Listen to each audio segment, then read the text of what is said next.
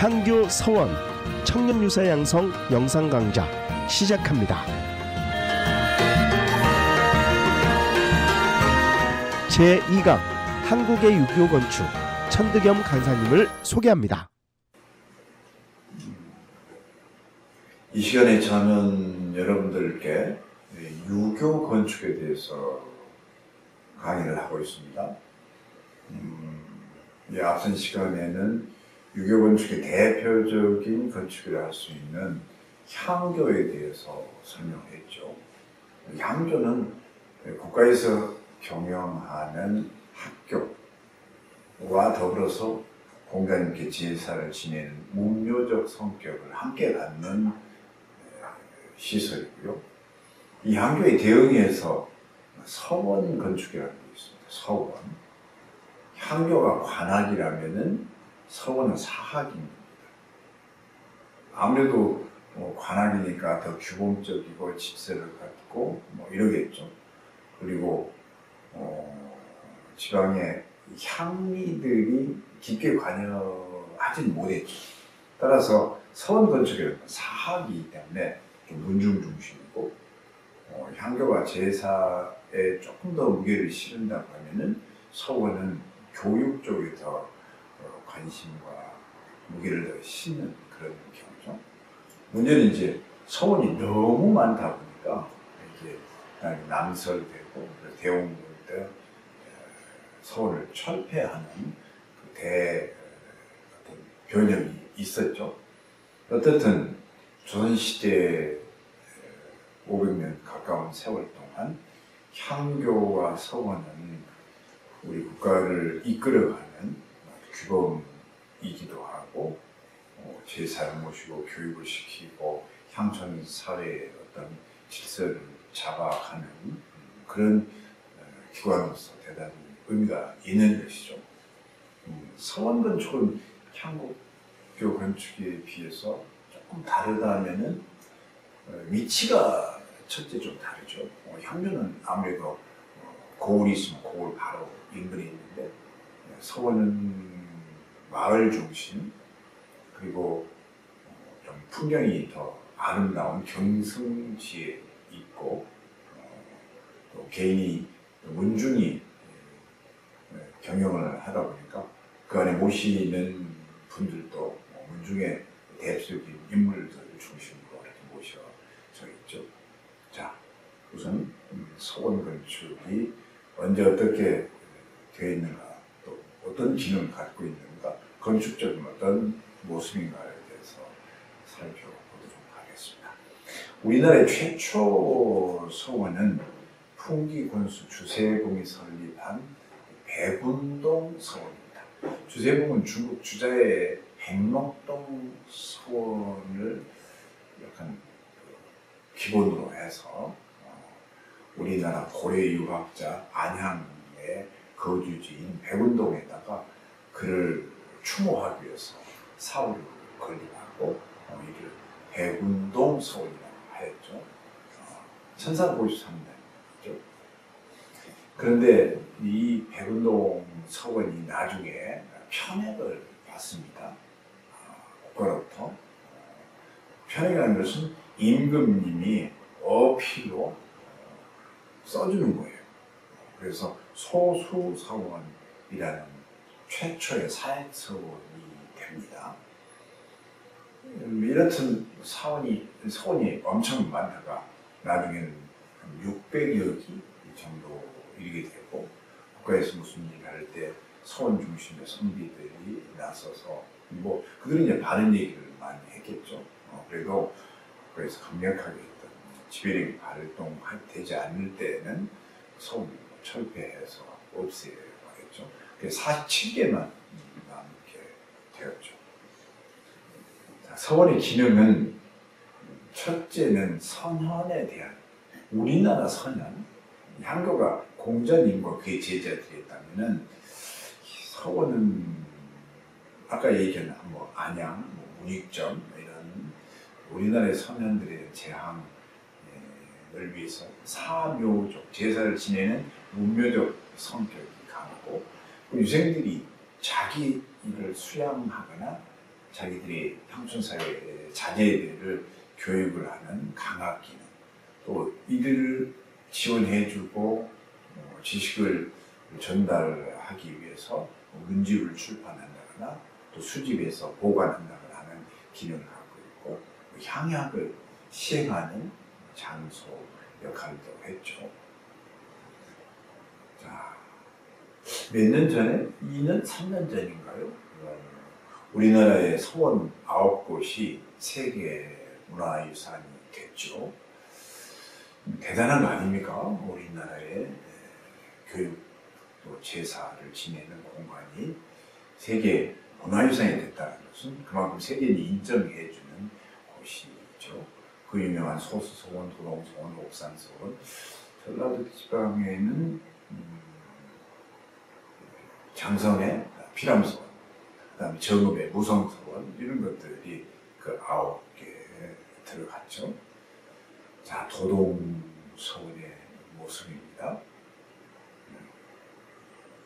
혼도들이 학생들에게 강화를 시키는 모습이죠. 병산서원. 건축을 한 사람들한테 병산서원의 만대로는 대단한 공간입니다. 잠깐 보실까요? 제사를 지내는 사당이 맨 위에 있고, 그 밑에가 강학을 하는 곳이 있고, 그리고 맨 아래쪽에 하회라는 강을 끼고 이렇게 삥 돌아가는 경성지를 바라볼 수 있도록, 향교에 있어서 뭐 문누가 있듯이 서원에서도 누가 있는 거예요. 그러니까 누가 뭐 3칸짜리, 5칸짜리 있는 것이 아니라 뭐 9칸, 11칸으로 이렇게 길어서, 여름철에는 이제 벽이 없기 때문에 얼마나 시원하겠어요. 그래서 그런 주변의 경관을 완상하면서 그쪽에서 뭐 시를 짓는달지 공부를 한다거나 잠깐 쉬게 하는 그런 공간으로서 이 만대루가 대단히 아름다운 공간으로 칭송을 받고 있죠. 서원은 향교와 달리 경승지에 자리한다. 경승지이기 때문에 만대루 같은 누각 건물이 향교에 비해서 더 발전했다. 바라보기 위해서는 벽이 있는 것보다는 창문이 있거나 창이 아예 없는 공간, 바라보기 위해서는 낮은 단층 건물이기보다는 중층이어서 멀리까지 바라볼 수 있게 하는 그런 일종의 의도가 들어있는 그런 공간. 이게 이제 병산서원의 만대루이고 우리나라 서원 건축이 갖고 있는 아주 아름답고 큰 특징 중에 하나이죠. 대표적인 서원을 보고 있습니다. 만대루의 아래쪽 누하 부분이에요. 만대루 위쪽이 입교당이라는 강당이 있는데 강당에서 내려다 보는 거예요. 만대루가 강당은 아니에요. 존덕사라는 사당이 뒤에 있고 그 아래쪽이 입교당이라는 우리 향교로 따지면은 뭘까요? 명륜당에 해당하는 거예요. 그리고 그 아래쪽에 넓은 누각 건물이 있어서 경관을 바라보기 좋게 이렇게 만들어 놓은 것이죠. 병산서원의 모습입니다. 자, 장성에 있는 피람서원 한번 볼까요? 피람서원은 우선 대성전에 해당하는, 대성전은 뭐죠? 향교에 있어서 공자님을 모셔 놓은 것. 이 피람서원은 하서 김인우 또 그의 사위인 소세원의 아들, 그 다음에 그들을 모시는 공간이 이제 향교의 대성전처럼 제일 중요한 사원이 되는 것이죠. 사당이 되는 것이죠. 그러니까 향교의 대성전과 유사한 사당을 대지에 있어서 맨 뒤에다가 배치하고 거기에 모시는 분은 그 서원을 상징하는 대표적 인물이나 그와 가까운 분들을 함께 모시는 것이죠. 피암서원은 하서 김인우를 주향에 배양했죠. 자, 향교에 있어서 명륜당이라는 건물이 있었습니다. 피란서원도 명륜당의 버금가는 청절당이라는 어떤 강학 공간이 있습니다. 양쪽에는 혼도들이 지낼 수 있는 방이 있고요. 방이 양쪽에. 가운데는 3칸 혹은 5칸짜리 대청이 있어서 이게 일종의 교육을 하는 교실 역할을 하는 것이죠. 자, 아까 제가 설명을 했죠. 향교에 있어서 장판각, 경장각은 뭐 임금이 내리는 서책 혹은 이곳에서 발행하는 책, 이곳에 가장 큰 스승이거나 주향으로 모신 어른이 평소에 말했던 그가 썼던 글 같은 것들을 모시는 것. 확연루는 중층 누각 형식으로 해서 주변을 멀리 바라볼 수 있게 아까 만대루와 같은 그런 성격을 갖는 외산문이면서 누각 건물이 되는 것이죠. 자, 문중의 어떤 서원의 역할을 많이 했음을 얘기하는 것이고, 자, 제실이라는 게 있습니다. 서원은 일종의 교육과 제사가 함께 있다면 제실은 교육적 기능이 조금 더 줄어든 거예요. 서원은 아주 크고 넓으면서 많은 이들이 함께 있다고 하면 제실은 특정 집안, 특정 문중에서 제례를 모시거나 후손들의 어떤 교육 공간도 조금 있는 것. 이게 제실의 특징이죠. 제례 절차를 모시거나 또 제례를 위해서 모인 문중의 동문들, 이들을 이제 함께 모셔서 몇 박 며칠 지내게 한다거나 1년에 몇 차례 모이게 한다거나 이런 건축이 제실인 것이죠. 장자가 많은 돈을 상속받고 그 돈으로 제실 건축을 지어서 그 집안의 어떤 위용도 보여주기도 하고 그래서 제실 건축이 의외로 호화롭고 큰 경우가 있죠. 향교 서원에 비해서 교육적 기능이 좀 떨어진 그런 공간이라고 할 수 있는 것이죠. 제실 건축 대표적인 것, 창릉의 제실이나 청주의 제실. 우리 지방의 아래쪽, 이건 담양의 몽한가, 이쪽은 어디죠? 저기 평장동 이런 것이죠. 자, 제실, 집안의 제사를 모시기 위한 공간. 자, 정묘입니다. 정묘.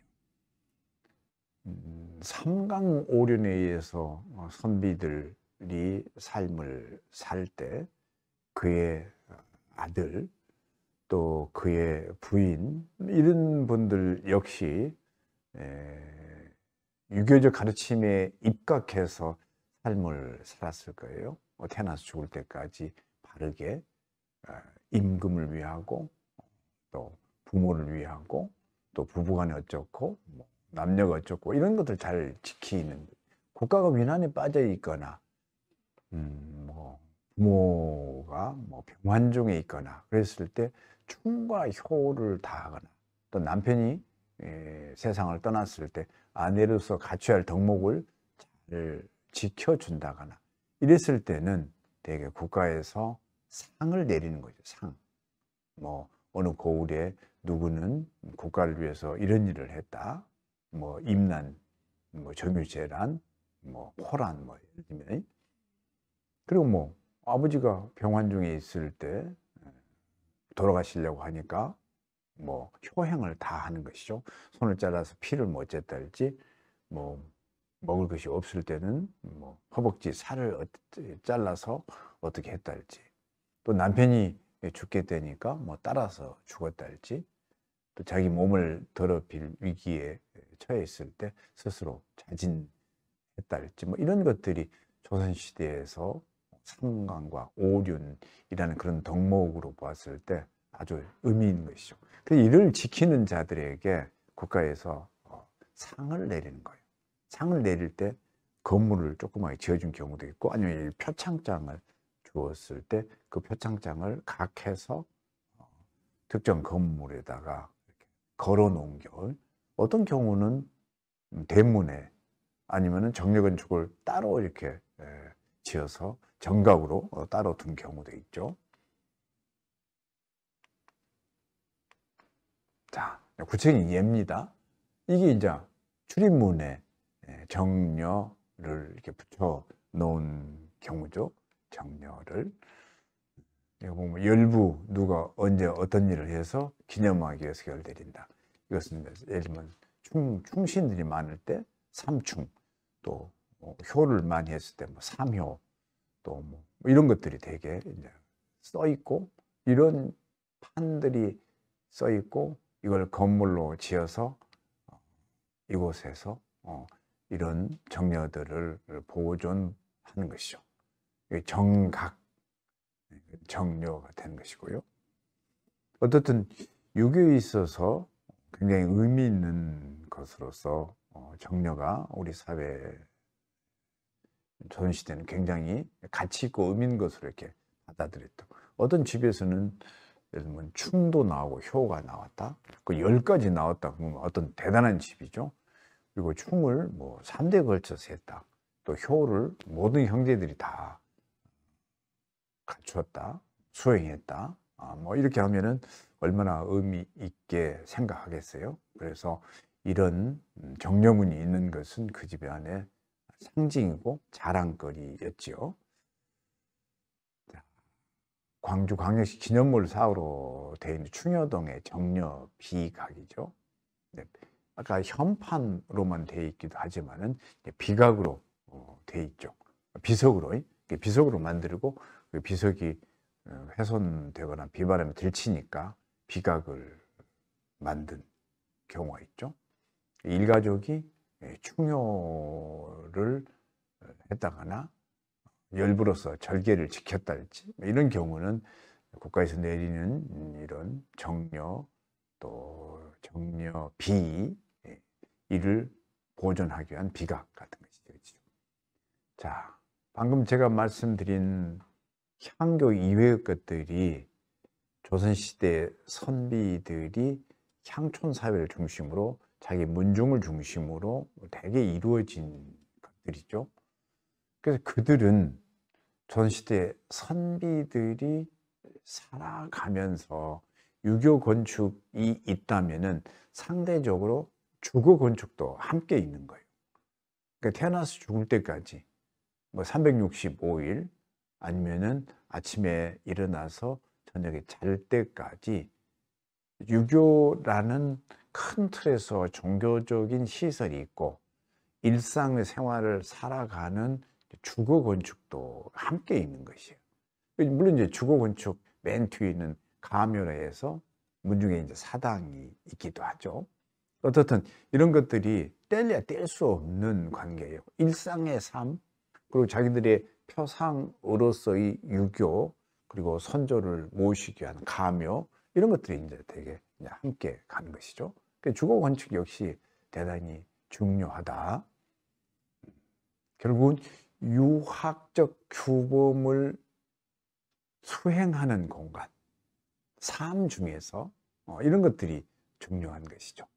그러니까 특히 장자 중심의 가부장제는 선조를 잘 모시는 거예요.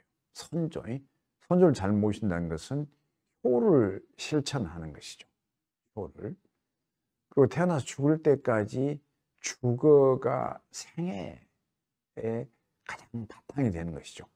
내가 큰 방에서 어머니한테 태어났고 동생이 생기면은 나는 할머니한테 간다. 나중에 더 커서 뭐 결혼을 한다. 그리고 아버지가 돌아가시면은 내가 이 가업을 이어받는다. 물리적인 생활 주거 공간이지만 이게 모든 생애가 유교적 규범 속에서 이루어지는 것이죠.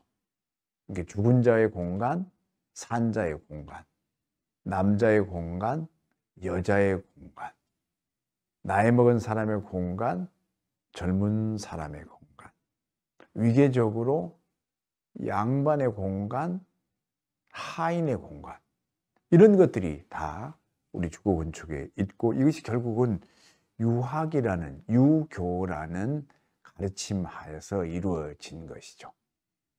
공간에 있어서 기능이 다르고 위계가 다르는 거예요.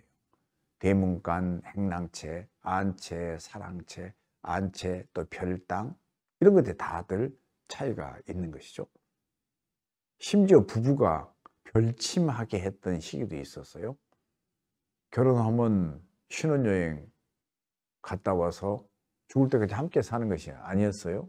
특정 시기에는 따로따로 뭐 살아, 특정한 때에 합방하라, 이런 명령을 태종 때 내리기도 했었죠. 자, 그래서 유교 건축에 있어서 주거 건축도 역시 중요한 부분을 차지한다. 선비들의 삶은 주자의 가례에 따라서 관혼 상제라는 게 있는 것이에요. 관, 어른이 되는 거예요. 뭐 지금처럼 만 20세가 아니라 15세, 20세 관, 이렇게 성인식 비슷하게 해주죠. 이제 혼인을 하는 거예요. 경사스럽고 중대한 의식이죠. 결혼해서 아이를 낳고, 그래야 이제 가업을 이끌고 손자들께 할 말들이 있는 것이죠. 결혼하는 모습.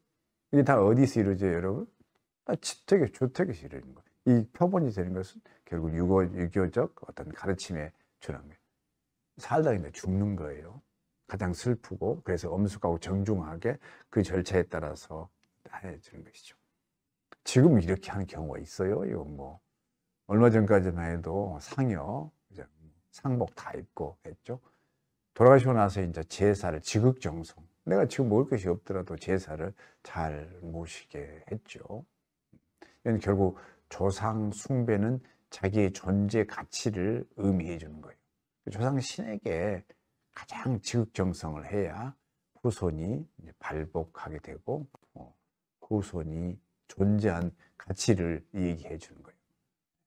이런 것들이 다 결국은 주택이라는 공동체 안에서 함께 이루어지는 것이죠. 결국은 예법을 반영하는 건축, 그 기본이 되는 것이 유교 건축, 즉 향교, 서원, 무슨 제실, 무슨 정려, 뭐 이런 것 등등이 있죠. 이것도 이제 중요한데, 일상에 있어서 삶을 영위하는 과정 속에서 주거 건축, 주택 건축에서도 삼강과 오륜을 지키고, 그래야 유학적 도리를 지키는 자로서 삶을 살게 되는 것이죠. 이게 부모하고의 관계, 또 형제 간의 관계, 또 부부 간의 관계, 국가에 대한 충성, 그리고 지역사회에서 선비가 해야 될 어떤 덕행, 제일 중요한 것은 자기의 마음가지가 바르고 의롭다, 이런 것들을 배우고 익히면서 물리적 공간 안에서도 이를 실천하는 것으로서 우리 건축이 의미가 있는 것이죠. 우리가 뭐 인문학이나 사회학 기본이 되지만은 덩어리로서 공간을 꾸며준 건축이 어떤 모습이고 어떻게 자리하고 어떻게 위치하느냐에 따라서 이것을 실천하는데 한정하거나 열어주거나 무슨 강제하거나 또 뭐 이렇게 개방해서 서로 이렇게 교통하고 소통하거나 하는 것들이 결국은 물리적인 건축이 역할을 하게 되기 때문에 뭐 그것을 뭐 돌로 되어 있다, 나무로 되어 있다, 뭐 높다, 낮다, 아름답다, 뭐 그런 형태나 외양으로서 얘기도 할 수 있지만은 그 안에 내재되어 있는 우리의 삶이 유학의 근거로 해서 조선시대 선비들이 살아왔기 때문에 건축 역시 대단히 의미가 있는 그런 공간으로 이해하면 될 것 같습니다. 여러분 강의 들으시느라고 수고하셨습니다.